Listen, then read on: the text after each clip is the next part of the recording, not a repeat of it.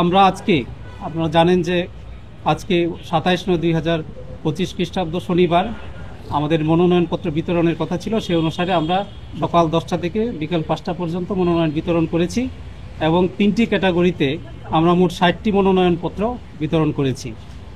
Category 1-এ যেটা হচ্ছে বিভাগীয় এবং জেলা পর্যায়ে, সেখানে 25টি মনোনয়ন ফর্ম বিতরণ করা হয়েছে।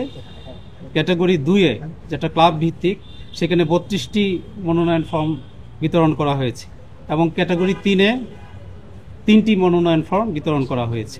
Gold's Gym across 30 plus countries with over 700 plus locations worldwide. Train anywhere, belong everywhere. অর্থাৎ এই হচ্ছে সর্বমোট 60টি মনোনয়ন ফর্ম। আর একটু বিস্তারিত বললে ক্যাটাগরি 1-এ অর্থাৎ বিভাগীয় এবং জেলা পর্যায়ে ঢাকা বিভাগের জন্য 3টি, চট্টগ্রামে 5টি, খুলনায় 3টি, রাজশাহী বিভাগে 4টি, সিলেট বিভাগে 3টি, রংপুর বিভাগে 6টি এবং বরিশাল বিভাগে 1টি। এই হচ্ছে আমাদের আজকের। ঢাকা 3টি, চট্টগ্রাম 5টি, খুলনা 3টি, রাজশাহী 4টি, সিলেট 3টি, রংপুর 6টি এবং বরিশাল 1টি। এই হচ্ছে 25টি।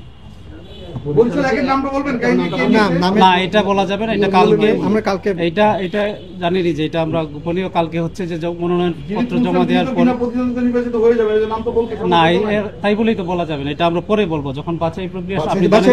নির্বাচন বিধিমালা অনুসারে একটি প্রক্রিয়া অনুসরণ করা হয় সেটা। ধন্যবাদ। ঠিক আছে, আর কোনো আমরা আগামীকালকে মনোনয়ন পত্র জমাদানের দিন নির্ধারিত আছে সকাল 10টা থেকে 5টা পর্যন্ত।